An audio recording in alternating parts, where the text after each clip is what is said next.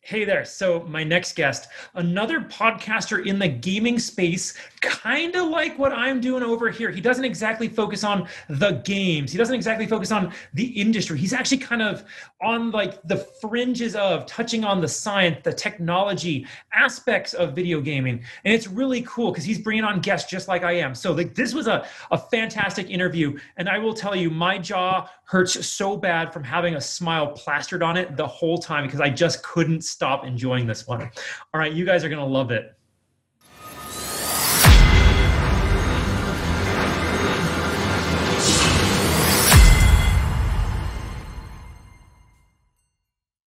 Hey there, everybody. Welcome back to the Gamerpreneur podcast. I'm your host, Dr. Bradford Carlton. Today, I have a very special guest with us. I have Anthony Rossi. Hey there, Anthony. How's it going? Hey, buddy. It's really good to be here. I'm really looking forward to the conversations we're going to have on this episode. As am I, because I don't normally have conversations before I start recording with my guests, and we just I've been laughing my butt off for like 5 minutes now. Yeah, we kind of flew off on a few tangents pre-shows, but hey, that's how good conversations start, right? Absolutely. So, Anthony, why don't you just begin? Tell us a little bit about yourself, please. Okay, so as you just said, my name is Anthony Rossi. I am a podcast host as well. I host the show Videogame Crosstalk, the monthly podcast of gamers talking tech science and whatever else comes to mind. The idea of the show kind of came to me a few years back where I knew a lot of people that were in content creation, and I have a background in engineering myself. I'm sorry. And hey, you know what? It's good. As far as content creation goes, it's really a few very set types of avenues that people go down.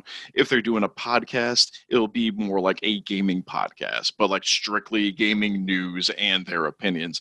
Or I've also seen plenty of tech blogs, tech review blogs, and stuff like that. But being of a certain age, and I mean, I've been gaming since the like mid to late 80s. So like when people say like, where'd you start gaming? On the N64? I'm like, no, Commodore 64. Seriously. Doesn't that like hurt just a little bit to hear that? Every once in a while, it's a little painful. I've had some coworkers of mine talk about games. They're like, oh, the old school Final Fantasy VII with the low poly. I'm like, listen. Oh, that's not old school. That's not old school. I had the 2-frame sprites where you walk up to hit attack and the guy goes, the 2-frame sword attack, okay? But no, that's even a little advanced because you hit attack. You know, in some games you hit fight and it says you missed. Right? Yeah, you hit 2 points of damage, right? But so I came up with the idea since I have so many friends that work in the professional industry. Like I said, I have a background in engineering, so I had a bunch of people in different technology and science jobs, but they're all gamers as well. So I came up with this idea where how about I combine these two worlds and I bring on a different guest every episode, someone who either works in the industry in the science or technology field. And I've had a bunch of other gaming content creators on as well, either podcasters or cosplayers or stuff like that. I bring them on, we talk about what they do, what their involvement in the scene is. So for example, my very first episode I had on Dr. John Muckle, who is a computer science professor at one of the local colleges. Then I've brought on other people. I've had a friend of mine who is a registered dietitian. We talk about the challenges that come with being a dietitian, specifically in the school programs, trying to come up with menus that meet nutritional goals and the kids will actually eat. So big challenges there. More recently, I had on Ray Ummerly, who was a cosplayer, amazing cosplayer, is also the VP of cybersecurity at a marketing firm. So it's like these people do amazing things. I've been having these amazing conversations. And yeah, we're all gamers. We all have these shared interests and passions. And it's in part trying to eliminate that age-old, antiquated stereotype of the lone male gamer in their parents' basement. Like, that doesn't exist anymore. I know the stereotype persists, but I know, right? You know, I will say that person does exist. We can't say they don't. It because does exist. Right. I will backtrack that. But that... It's not the majority of us. Yeah, not even close anymore. Even the smaller conventions and shows are increasing in their attendance, and even the smaller shows will have a packed house. And you will see cuts from all different lifestyles coming to these Comic-Cons and expos and stuff like that, where it's all just a love of gaming or geek culture or comic books or whatever have you. So if you come over to Video Game Crosstalk, you're going to get a wide swath of information. I will talk about the guests and their research for the first part, and then on the second half of the show, we'll talk about some headlines and not so much gaming reviews. It's more discussing technology and science through the lens of gaming. So it'll be more, here's a new feature that came out. What are its implications on like a wider spectrum or on like a much broader conversation topic? Okay. And that's the kind of stuff that we like to talk about. Beautiful. Now I want to chat more about this, and we will, but I want to like kind of go through. I ask every guest a single question, so I'm going to ask you just like I ask everybody else. It's the first question I always ask everybody. Cool. So on a scale of 1 to 10, 10 being high, how weird are you, Anthony? So it's kind of, the scale will move. So as far as me personally, as far as like weirdness will go, I would put myself, in some ways I would put myself as high as an 8, but I think in general I'm more like a 7. I will get weird. I do enjoy that, but I'm more, I don't want to say superficial because that makes me sound fake. I like to dip into a lot of different things, but I won't get like really deep in a specific fandom unless it's Destiny. And then I go full lore nerd. In that case, I'm actually wearing a Destiny shirt for this show right now. But I would say a 7. It kind of depends. I appreciate that answer. I do, because I will admit most of my guests I ask that, and I don't know why, but with great enthusiasm, the vast majority go, I'm a 12. Like, okay. like, how can you be so weird? I watch anime. What? That's me too. But you know what? Hey, if they want to celebrate their weirdness, they want to celebrate their individuality, you rock on, my man. Rock on. That's it. And like you and I share a common mission, and we were discussing this before the show in our respective shows here. Mm-hmm. Mine is to dispel the myth of the lazy, unmotivated basement dweller, and yours is the loner basement dweller, right? Okay. And sure. I'll have to admit, like, not only have I personally just that's been eradicated by doing this show. You meet enough people, you talk to enough people, it's pretty clear it doesn't exist. Very quickly. But I'm also realizing, while talking to people and trying to market into this kind of industry, right? Mm-hmm. That there is no such thing as a typical gamer. Like the stereotype doesn't exist, but as a whole, there is no one picture you can draw, and it covers even a majority of gamers, I think. Because I've met like guys who go hunting, right? And I've met stay-at-home mothers, and I've met an anthropologist. I had an anthropologist on the show. It's nice. Everybody, right? Okay. And when you talk to them, they all think that they're weird because they have a hobby. And that's basically what it is. That's exactly what it is. Gaming is a hobby that is shared with people across the globe. And it is fantastic. If anything, there's more people on this globe who are gamers than not at this point. In varying levels, yeah. Because once you start to move into the mobile gaming and the very more casual gaming, like you don't have to be a hardcore gamer to be a gamer. It's a pastime. It's a hobby. So even Candy Crush and the like. I kid. I joke. Candy Crush is actually kind of turned gaming on to the larger world. That and Angry Birds. Absolutely. Yeah, absolutely.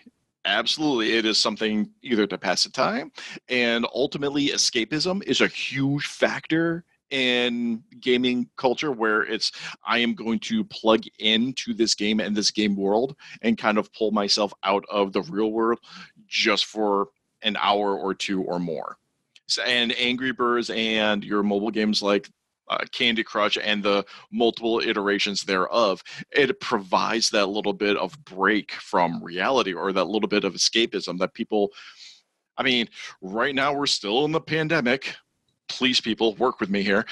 But it gives you just a little bit of respite, a little bit of escapism from your typical day-to-day routine. That's so true. Okay, so this is the gamerpreneur. I do need your Okay. gaming cred. Now, you've kind of already given me a little bit of it, but when did you first start playing? How old were you?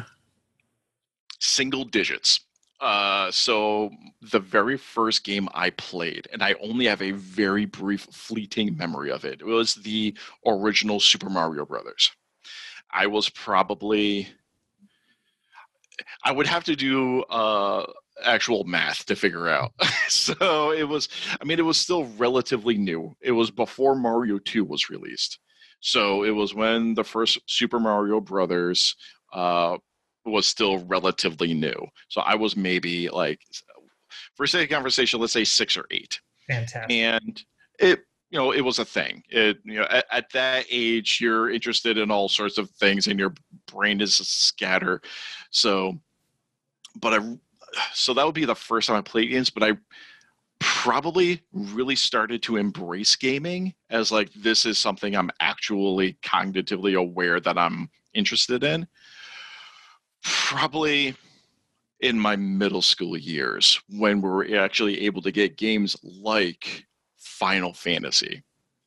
So around that era, like the original Final Fantasy would be when I started to be cognizant of my interest in video games.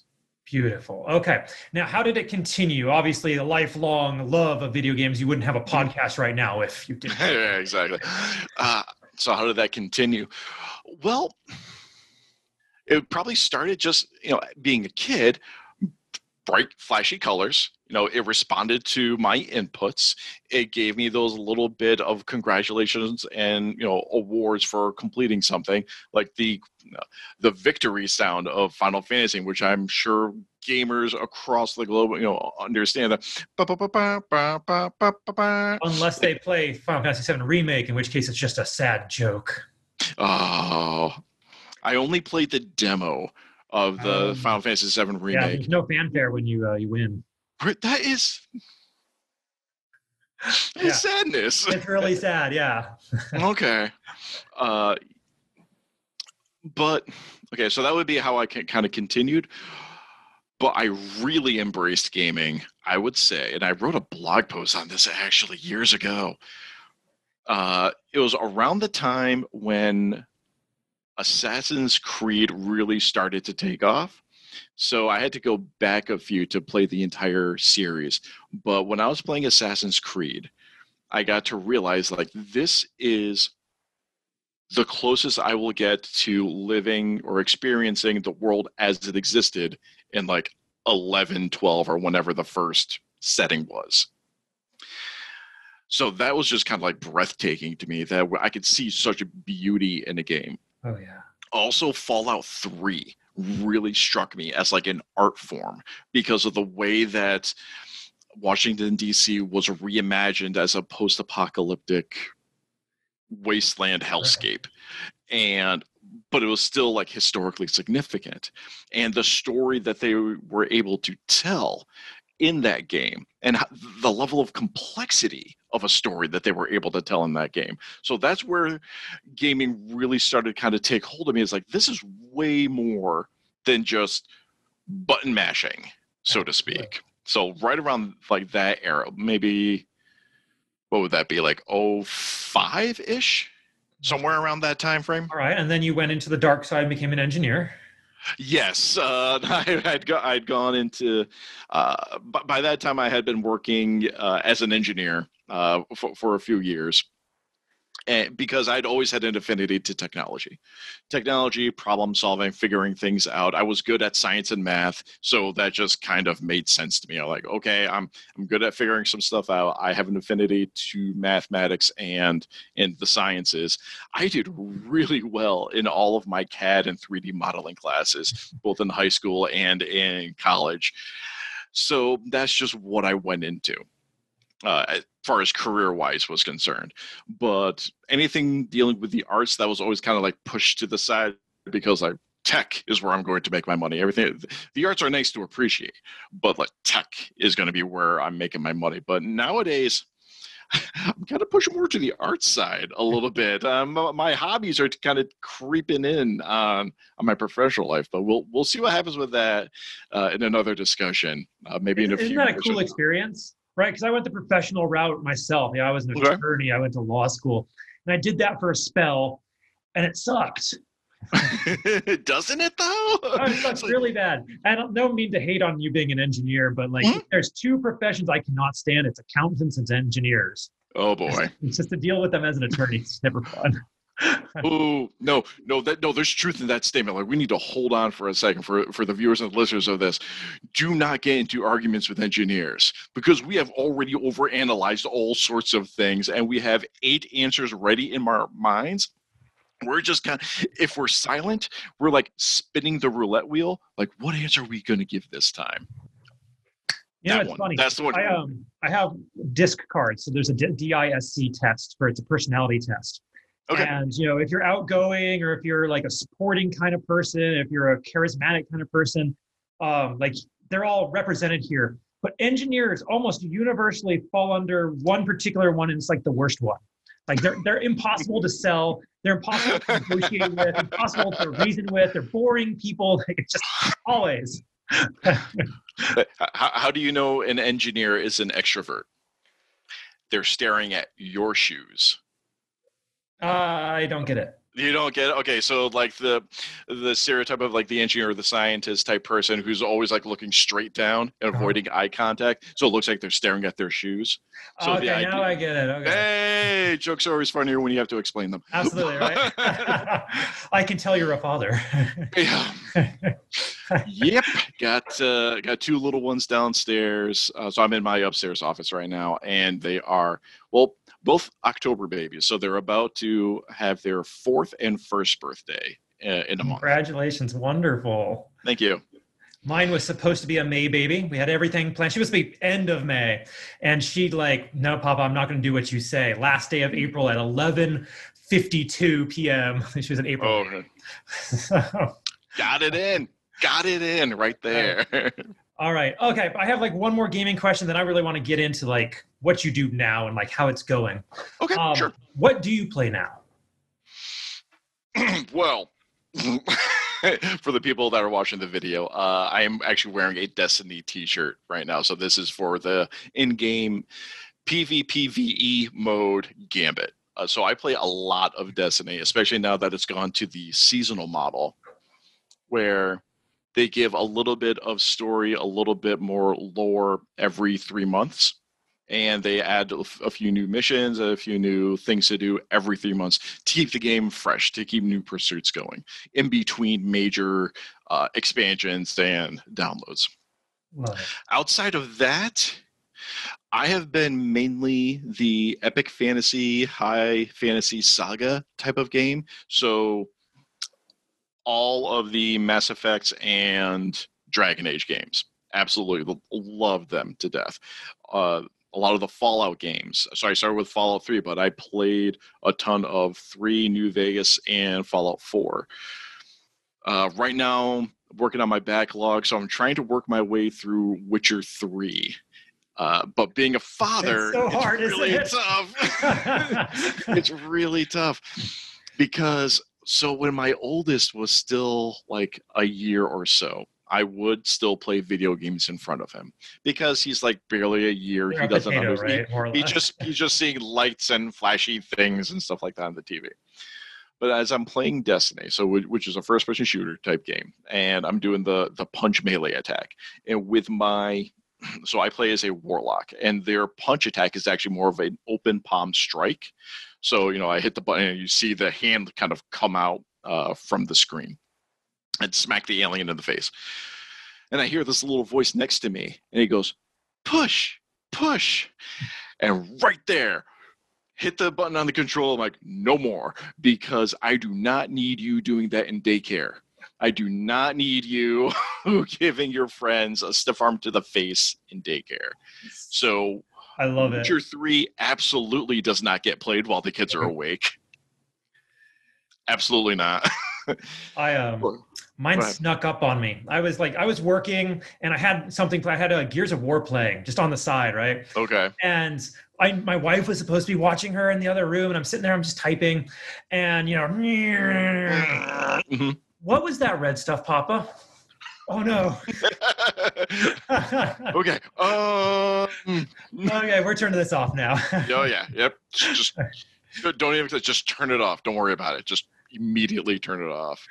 All right, So, Anthony, the yes, sir. preneur part. Okay. I would like your professional background. Like, what kind of engineer were you? What were you doing? Who were you working for? And like, how did you end up doing a podcast of all things on like video games and tech and science and everything? Okay. So, as far as the engineering was concerned, my everything in my life is convoluted. Okay, so let's just get that. I should have said that right in the beginning. Everything in my life is convoluted. There is no direct path anywhere in my entire personal or professional career. So my undergraduate degree is actually in technology education. So it's supposed to be a technology teacher, K through 12. During that time, I got an internship with a local engineering office, and I was doing architectural CAD work for them while I was in college. During that time, I realized teaching may not be for me because while I really enjoyed working with the kids, the thought of doing the same handful of projects multiple times a year for years on end wasn't going to work for me. I needed more variation and more mental stimulus in that. So I ended up working full time for this engineering office, moving from architectural design to actually mechanical and refrigeration design.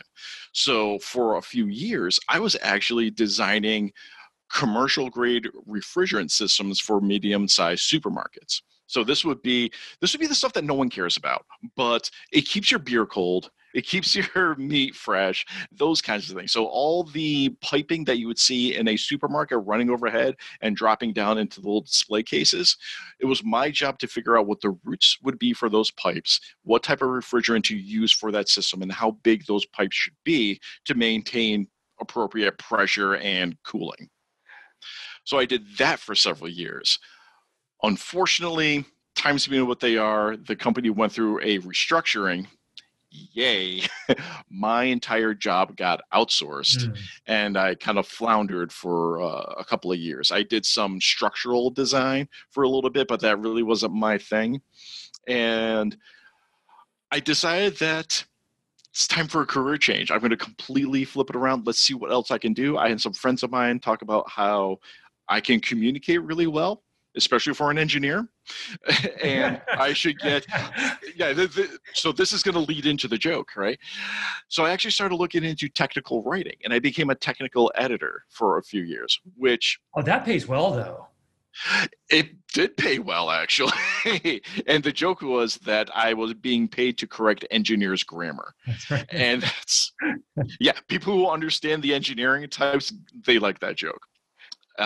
So I did that for a few years, and at current, I am just about to complete my first year as a project analyst, and I'm helping to manage construction projects.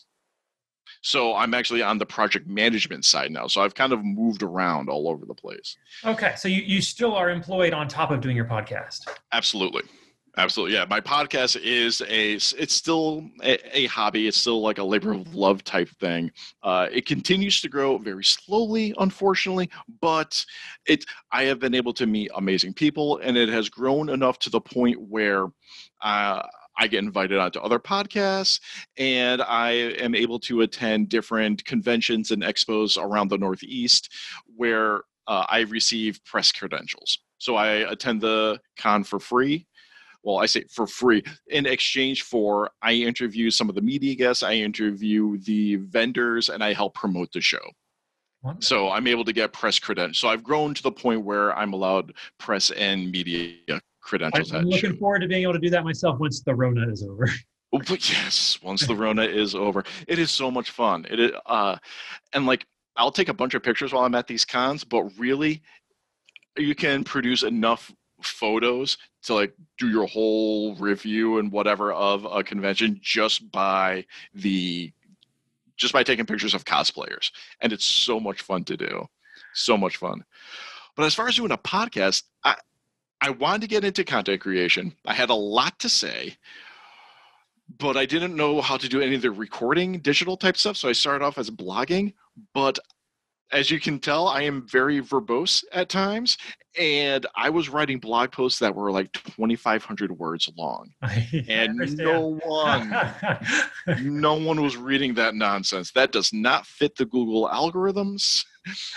So I was not getting picked up on SEO, and I was not getting the viewership. So it was a kind of an evolution, and I just kind of like, you know what? I'm going to do it. I'm going to do it. I'm going to research it. I'm going to grab some stuff. I'm going to figure this out, and I'm going to do it. And I'm so glad I did, because I've had such amazing opportunities and conversations that spawned from that. So like I really do try to make my show an advice show. So I want every single one of my guests to be able to show my audience, maybe there's somebody else out there who's like, I want to start a podcast, but I don't, what's like step one? So Anthony, what is step one on starting a podcast? Step one is, what are you going to talk about? And I've actually inspired two of my friends to start their own podcast, and they're doing quite well. So the first was Chris Osborne, who's doing Stories from a Bar. And the second is my friend Aaron Sturdivant, who's doing Horror with Sir Sturdy. And the idea is, for the podcast, what do you want to talk about? And how are you going to present this in a way that separates you from the masses? So for me, I love doing video games, but I also love the tech and science aspect. And when I moved into doing a gaming podcast, as we've discussed before, it's not purely gaming. And that's what separates me from the crowd, is that I will bring on guests that, sure, a few game devs have come on, but it's other people that work in the industry, and we talk about more the technology aspects of the gaming. Because another thing I noticed when I was doing the blogging and following different news articles and seeing how stories develop, there's a lot of tech development that happens in the gaming sector. A lot of this development, both in technology and even the social sciences, when they analyze how people respond to different things and put different psychological aspects in the storytelling, like there's a lot going on in the game, and that's all stuff worth discussing, well above and beyond, yo bro, this game sucks, or yo bro, this game's awesome. So I wanted to move way beyond that. Absolutely. So that would be step one. Like, what are you passionate about, and what do you want to talk about? All right. Are you finding that there's a market for your content? Yes and no. And here's the reason why.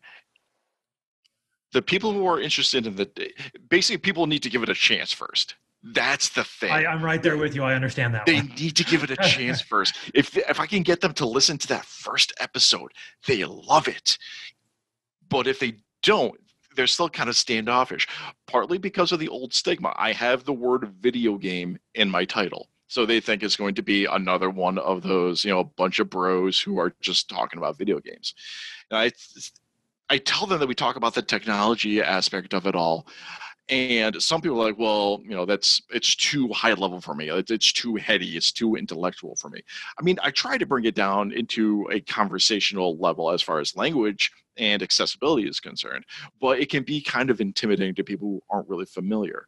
So if people give it a shot, they absolutely love it. But breaking that barrier, I think because of the way that a program is set up and presented, it's a tough barrier to break through. But if I'm able to, people love it. Wonderful. All right. And so what are you doing in order to get in front of people, in front of your new audience members? So there's a few things that you have to do. And this comes in with, I'm sure you've discussed this many times on your own previous episodes, where you need to be active in a community. You can't just shout into the void. I know that's kind of like what the thing is with Twitter and a few other platforms, but you need to engage with people. You need to form a community that you regularly interact with, and people who will like and comment on your stuff. That's what you need to do. And that will help your audience grow, because when people interact with your material, your interaction will show up on other people's feeds. And that's what we're trying to do, that type of growth. I've also started doing additional lore videos for Destiny. And now that I've finally figured out the proper way to create a template for a YouTube video, I'm able to produce them fairly regularly. And I've got the recording template set up. I've got my editing template set up. I've got my video template set up. So I can just, I grab some gameplay, I record some audio, and I'm able to dump them both into my laptop and go bang, bang, bang, produce a video. Bang, bang, bang, produce a video. So once you get the routine going and you're able to produce more content on a regular basis, that helps feed the algorithm and that helps you grow your audience as well. All right. Okay, now, Anthony, you said you've been doing your show for about 3 years now. About that, yeah. Okay. And to be able to go that long takes a bit of wherewithal, right? Quite honestly, most people quit a month after they start, 2 months, 3 months. Like, it doesn't, like, most people don't make the distance, right? Mm-hmm. What makes you different? What unique skills or attributes do you have that have been able to keep you going like this? Well, unique to me, I really don't know. Because it's like, I don't think I'm anything special, but at the same time, I do realize that, yes, I have been able to go for this long. It's fun. It really, when it works, and I've been able to keep pushing forward. So that's, I think, one of the things. You need to recognize growth and understand that you're not going to hit 20,000 followers in 2 months. It is not going to happen. Did you hit 200,000 followers in 2 months? I hit 5,000 in 3 months, and then I hit. That is fantastic. And I hit 25,000 a month later. So. Okay, well, you're a jerk, but what I'm trying to get is, you're not going to be an overnight success. It's going to take a lot of work. Oh no. And, yeah. Okay, so, and I'm doing this on top of working full time, on top of being a husband, on top of being a father, on top of being, all these other things. So, should I have been able to hit higher metrics much sooner? Absolutely. But I very much kept this on like the side. So it wasn't really my main push. Mm-hmm. If I was able to commit more time to it, absolutely. But on the other hand, even though I have a very small following, I have a very loyal following. And those that have interacted with me, they are very strong supporters, which is why I am actually able to punch way above my weight level as far as influence is concerned. So this is how I'm able to attend conventions, because I present myself as a professional and I produce a quality product that, if people are going to go out on a limb or suggest or refer to me for something, they can do so without risk of me embarrassing them. So when I come to a con as a media guest or as a press guest, the people who are organizing the convention, they don't run the risk of, is Anthony going to embarrass us? Is Anthony going to say something inappropriate to one of the cosplayers or media guests? Because then that reflects poorly on the convention. Because either the cosplayer or the other celebrity media guest is going to say, wow, these are the types of people that these organizers deal with. I don't want to come back to this convention. So presenting yourself as a professional, and if you're able to maintain for a long period of time, that gives you some additional credibility as, I'm not just kind of winging it here. This is something that I've been committed to and something that I take seriously. Love it. All right. Who's the coolest person you've got to talk to? Actually, Gua Bala. So Gua, if you're in kind of deeper into the gaming scene, Gua and his brother Karthik founded Vicarious Visions in the 90s while they were still in high school. So Vicarious Visions, are you familiar with them personally? No. Okay, so they're more of an indie studio, but they were purchased by Activision. And Vicarious Visions produced games such as Crash Bandicoot, Guitar Hero, and Skylanders. So those games came out of Vicarious Visions in cooperation with Activision. So Gua and Karthik founded Vicarious Visions, sold it to Activision. A few years ago, they started up a new independent studio called Velen Studios. And just recently, Velen put out a trailer for their first official game in partnership with Nintendo, and it is the Mario Kart Live Racer. Have you seen this? Oh, the toy, yeah, that's awesome. The toy. That is done by Velen Studios in upstate New York. Oh, very cool. So I was able to talk to Gua as a guest late last year, and we got to talk about the starting it up, and we got to one of the things that we had discussed prior to this was, sure, he'd love to come on my show, but he'd rather than talking about games, he wanted to talk about the gaming process and the gaming business. And I said, fabulous. This is exactly what I want to talk about. It's right up my alley. It's fantastic. And we got to talk about things from a business perspective. And he is easily the most business-minded person that I was able to talk to on my show. I mean, I've talked to a few other game devs, another Ashley Lyons. Oh my God, I almost said Ash Williams. No, Ash Lyons. Ash Williams is from Evil Dead. But he is a fan of Evil Dead, by the way. But he was movie. Oh, absolutely. He is a visual effects artist for Gearbox down in Texas. And a few years back, he was actually promoted to senior visual effects artist. And he did a lot of the visual effects work for Borderlands 3 for Zane, all of his kind of like light manipulation type effects. So Ash used to be my biggest guest. Sorry, Ash.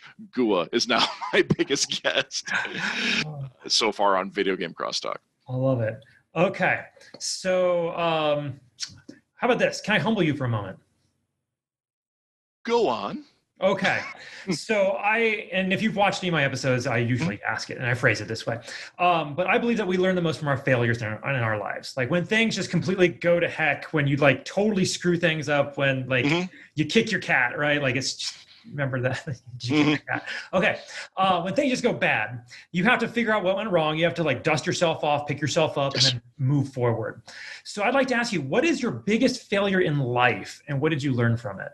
In life? Oh man, how much time do we have? Oh man. You know, I had an answer ready that would be related to the podcast, but in life, it's I don't want to take the answer and say, yeah. I'll go ahead and say, like, I'm asking this because my show is, like we discussed, it's not about games, right? My show is about gamers specifically, and not necessarily, that's the person behind the controller. Who, I've had people who worked on cars, I've had people who are game devs, I've had the whole gamut. My show is about everybody, and because it's about everybody, we all kind of are the same, right? And because we're all the same, we should be able to learn from each other. And just because your scenario may be different from somebody else's, it doesn't mean that they can't learn the same lesson that you did, even if they've never had that screw up. So, and this is terrible. Like there's nothing that is coming to mind right now. And it's not, trust me, I am not without failures in my life. I just can't think of one right now, kind of on the spot type of thing. But I will counter that by saying, whenever I have had missteps in life, you have to be honest with yourself. And this comes to my advice. You have to be honest with yourself. You need to remove your ego from the self-reflection. And you need to do hard, honest self-reflection. If something went wrong, breathe, recollect yourself. Think about what just happened. What is it that went wrong? And it's not like, oh, everything went wrong. No, there were specific things that happened. And most likely, there are specific things that happened prior to that event that led up to it. What happened? Do a proper lessons learned analysis. What was the cause of that? What could you have done to prevent that from happening? And really, it's really being honest with yourself. And sometimes the problem is you. The problem could be, I am not a competent enough public speaker. So what do I do about that? I could either take lessons, I can join a public speaking club, or I can have someone else from my team, or just hire someone else. Spokespeople, they're literally people that are paid to do public speaking on behalf of a product or brand. So that's a for example type of thing. Okay. All right. A slightly different version of this then. What is something you're working to improve on in yourself today? That I'm working on to improve myself today. So like in my professional life, it is really learning the ins and outs of large scale project management. And it's more, you know what, I'm going to dive deeper into my psyche. It's actually organization, but on a much larger scale than just like, oh, here's a spot for my pencils, here's a spot for my notebooks. It's organizing and keeping track of very complex situations and projects. So in my professional career, like I said, I'm a project analyst for construction projects. And there's a lot that goes into them, especially dealing with some of the scales that my company deals with.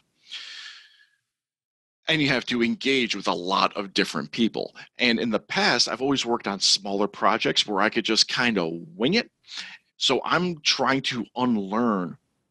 Unlearning is very difficult to do. And that comes in with like being honest with yourself. Sure, it's Where absolutely necessary to learn something new, though.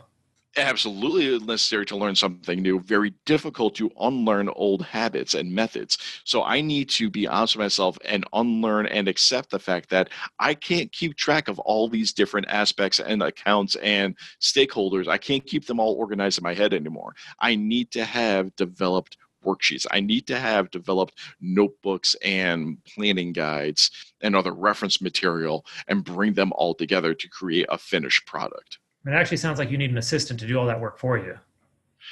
The problem is I am the assistant. Oh, so okay. it's like, I'm the one who's playing the support role. But like I said, I've worked on projects all the way down, man. Just get someone to assist you.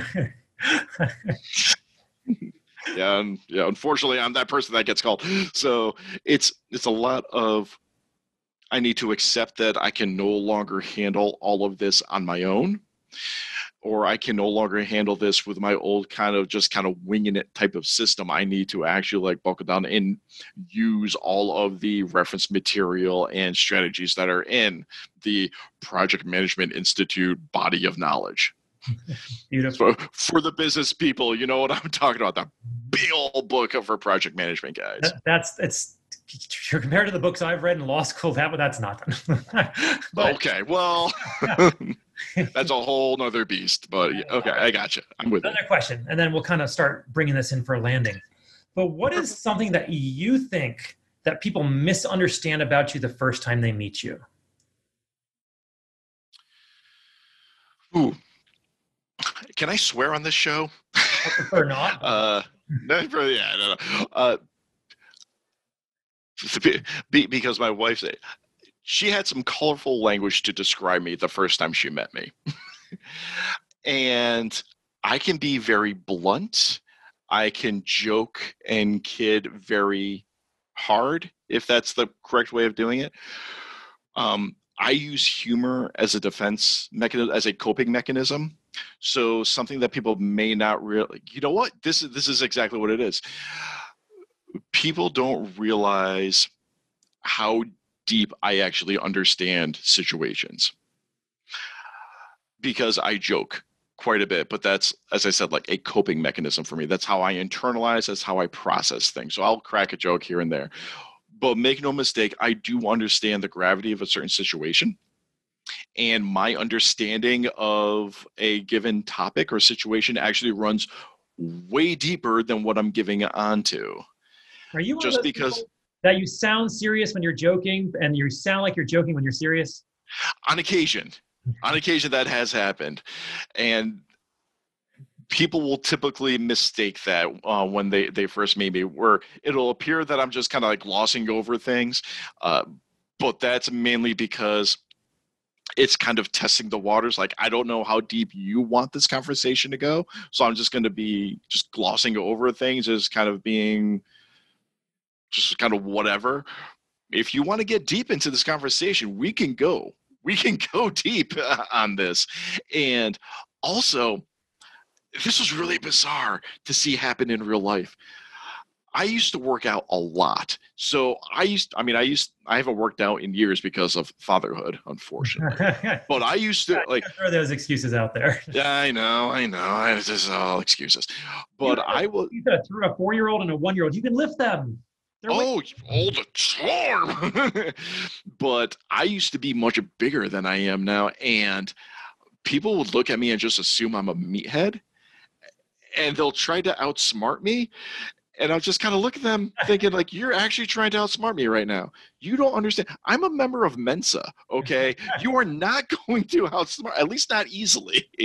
So people will misjudge me based on appearance and my joking.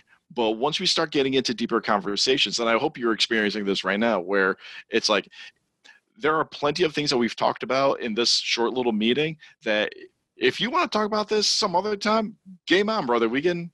Oh no, for sure. I'm sitting here. We're looking at almost an hour, and I'm like, I could have. Oh geez, I could have just kept going and going. I'm like, I have to keep rolling this forward. Yeah, I totally get it, my man. Totally get it. So yeah, those to answer your question, those few things. Beautiful. All right, Anthony, this has been a fantastic interview. Like I'm like, this smile is actually hurting because it hasn't left yet. You're welcome. You're welcome. But how do people find you? Where are you at on social? Like, how do they get to Videogame Crosstalk? Okay, so there's obviously the .com. So videogamecrosstalk.com is where the website is, and you'll find links to all the socials.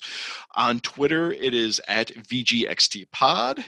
On Insta, it is at VGXT_pod, or you can follow me directly. I am Hypersyntax, and that is spelled HYP3RSINT4X. So that's Hypersyntax, and I can be found on pretty much every platform imaginable at that. And my YouTube channel, I push all of my, or I should say Podbean pushes all of the audio to my YouTube channel, and that is youtube.com/C/Videogame Crosstalk. Fantastic. All right. And as we wrap up, do you have any final thoughts you want to share, or anything I didn't ask you think we still need to cover? If you are looking to create yourself, if you have any interest in content creation and you're wondering, does anyone really care? I guarantee you someone cares. The internet is wide and vast, and you can absolutely find a community. Even if you don't hit the multi-million subscribers or like 300,000 subscribers to whatever channel or avenue that you're doing, go out and create. Having a creative outlet is so fulfilling in so many different ways. So if you think you might want to be able to create something, be it a podcast, a blog, actual like physical art, go out and do it. Just do it, see what happens, have fun, find a community. I love it. Those are perfect words to end on. Anthony Rossi, thank you so much for coming on with us today. This was fantastic. Bradford, thank you so much for allowing me to come on. This has been a great experience for me. Absolutely. You pestered me long enough on my page. So no, like I absolutely. Hey, just helping out the community, my man. No, I really do. That's how we get those metrics up. That is it. It's all about that. All right. And on that note, I'm going to go ahead and wrap this up and say, don't be just a gamer, be a gamerpreneur.